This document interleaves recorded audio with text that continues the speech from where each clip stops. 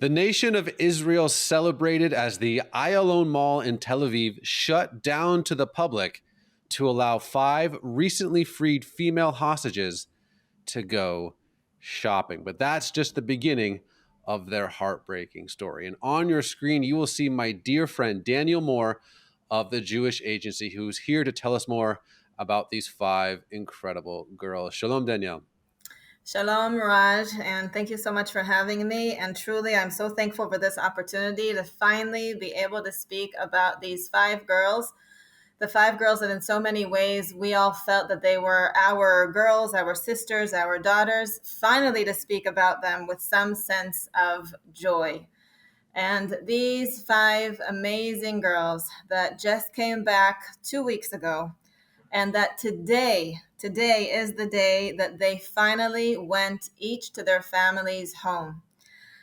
These 5 girls, Agam, Liri, Karina, Daniela, and Naama, have entered our hearts, our broken hearts, well over a year ago. And when we saw those horrifying images of them being taken captive from that bomb shelter on the base of Nachal Oz where they were serving, that, mind you, Raj, just 3 days before, 3 of them first came to serve on that base. They were just new recruits. They were just 18 years old, just starting their service in the IDF. And they just arrived there, 3 of the girls, 3 days before. This was their first Shabbat on base, their first Shabbat really in the IDF at all. And those images are, I think, burnt forever in our minds and in our hearts. And it was truly the worst nightmare that any parent could ever think. I mean, you're a father, your kids are so small. Nobody wants to even imagine something like that your beloved treasure, that your baby is now in the hands of this death cult in the tunnels underneath the ground in Gaza. And really, I don't need, I think, to go into any further details to think about what these months, what this well over a year meant for these girls for 477 days. But then the fact that they were freed and that they came home to us. They came, and in those moments, in those hours before them coming, it's hard for me to describe this for you, Raj, but there was such a feeling of anticipation. I can tell you that people, no matter where they were, either they were glued to the TV or they just had their phones opened as they were trying to do some work or do anything with their family. You could see just random people around you that day with tears in their eyes, and you didn't really need to ask why, why are you crying? Because not only was it a dream come true that they came back home, but it was a dream come true beyond anything that we could hope for, to see that they came back as lionesses. And the thing is, Raj, that very often, looks can be deceiving. And I really wouldn't want us to do a disservice to anyone suffering from trauma, let alone to these 5 amazing girls that suffered unbearable trauma for these 470 plus days. Because many wounds can be very invisible, and we can never know what they're carrying inside and how they might still suffer from this for years, perhaps for the rest of their lives. But at this point, to be able to see them coming onto the Red Cross bus, and then coming onto the IDF Jeep, and then coming and meeting their family and seeing those moments, you really see what heroes are made of, what people that you simply look up to are made of. And I think that the feeling that most struck me is that while for months we were praying that we could free them, actually by coming back home, they freed all of us. Wow. And they freed all of us from the pain and the anguish that we were feeling towards them. I'll say to you, there are a few, values that I really just saw how they pop out and everything that these girls do. And when you look at their little stories, the fact that they never gave up on faith or hope. The stories that came out about Agam from early in her captivity. I saw that. That is incredible. Yeah, that she did not agree. The terrorists made them cook for them while they were starved. So they were cooking for the terrorists while they could not eat anything that they were cooking. And Agam refused to cook on Shabbat because she is a religious person. She does not light fire on Shabbat. And then when she was further into captivity, she prayed to God that he would give her a prayer book, that she would have a prayer book to pray from. And she even had the courage to ask one of the terrorists if they have somehow a prayer book that they could find for her. The terrorist obviously just laughed in her face and threatened her.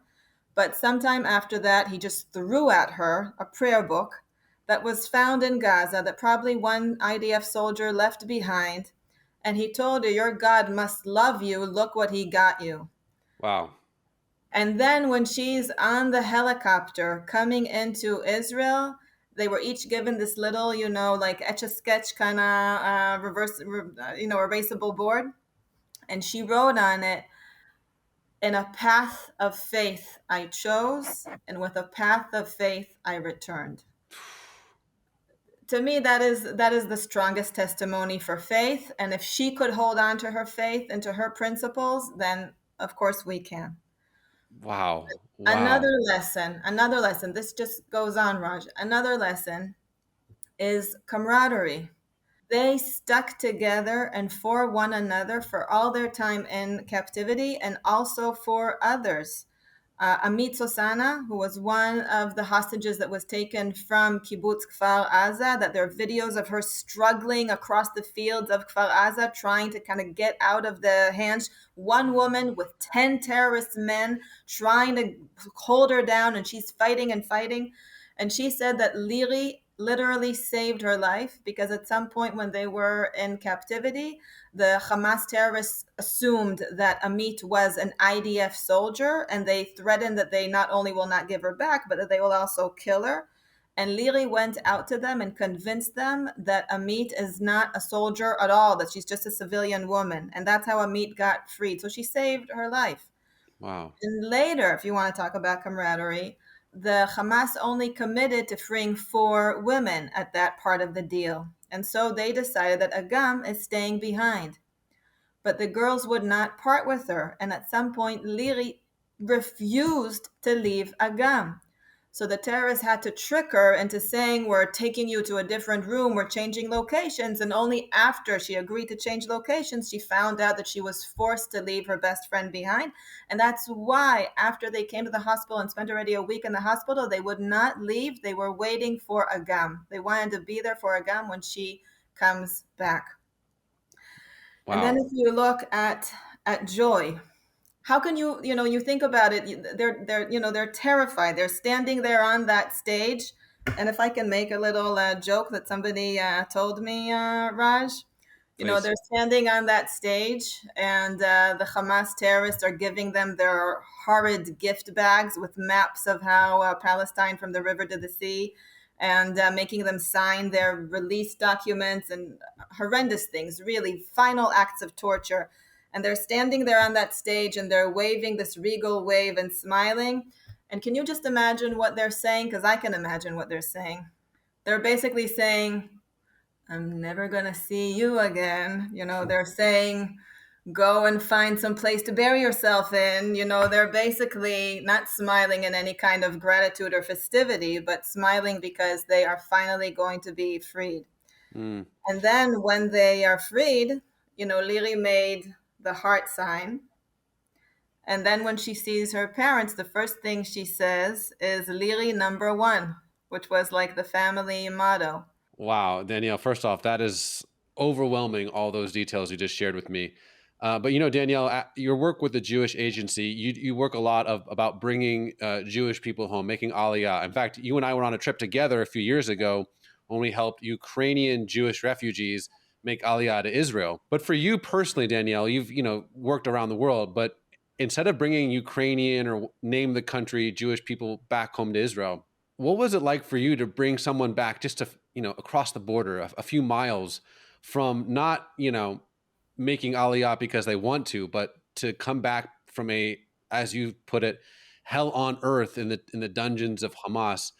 What was this like for you personally, to be a part and just to witness this horrific and now celebrating moment, but this Aliyah that's really hard to contextualize because they're coming home, But man, this is such a horrific story. What was it like for you personally, Danielle?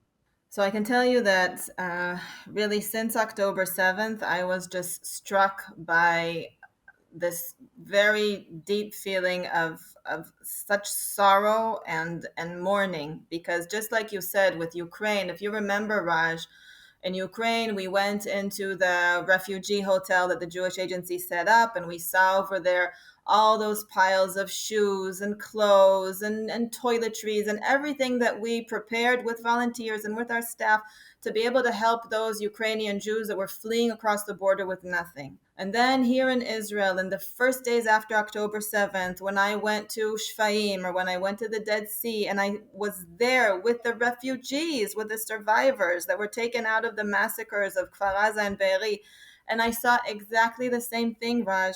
Shoes, toiletries, clothes, because these people were rescued from their burning homes and from their Mm. burning kibbutzim that just a day before were a paradise on earth, and a day later were a complete hell, and they came with nothing. So to be in a position, since October 7th, the Jewish Agency has continued its work of Aliyah, and believe it or not, 32,000 Jews made Aliyah to Israel in just 2024. We continued, of course, that work, but we've also reached out to help all the victims of terror. In just 1 year, we've given personal direct assistance to over 12,000 families, among them also the families of the hostages. And I want to tell you, you're speaking to me on a CBN broadcast, so you should know that CBN also partnered with the Jewish Agency to support through the Fund for Victims of Terror, to give support for these victims and also for the families of the hostages that, while their loved ones were away, of course, needed every kind of embrace and advocacy and therapies and, God only knows what. And now that they're back home, and that we're still struggling to bring back home 79 further hostages from Gaza, they will all continue to need our help. And when I say our, I don't just mean of the Fund for Victims of Terror, or the Jewish Agency, or any one organization, or the State of Israel. They will truly need all of our help. Danielle, you and I were in Auschwitz together, and we saw shoes and horrific things that the Jewish people that perished in Auschwitz left or taken from them, obviously. And now you working for the Jewish Agency, it's almost biblical, the fact that now when you have these refugees, these Jewish refugees, and they come to these places that the Jewish Agency is setting up, they're given shoes, they're given clothes, they're given glasses, whatever they need. It gives me chills to think about how much has changed in the past 70, 80 years, and the work that you're doing is just absolutely incredible. And so as we get more and more of your hostages home, we're definitely going to have you back on. I cannot thank you enough for sharing your story and sharing your stories. And I pray that the day comes soon when there'll be no more hostages and we'll have to have this conversation. But again, just thank you, and God bless. And we all are praying for you and your country, Danielle. Thank you, Raj. And I'll just end by saying thank you. And also the words that Daniela said today as she pulled out of her father's car coming into her apartment with hundreds of cheering neighbors and residents of that city coming to welcome her on. And the one sentence Daniela said when she came out of the car was Am Israel Chai. The people of Israel live.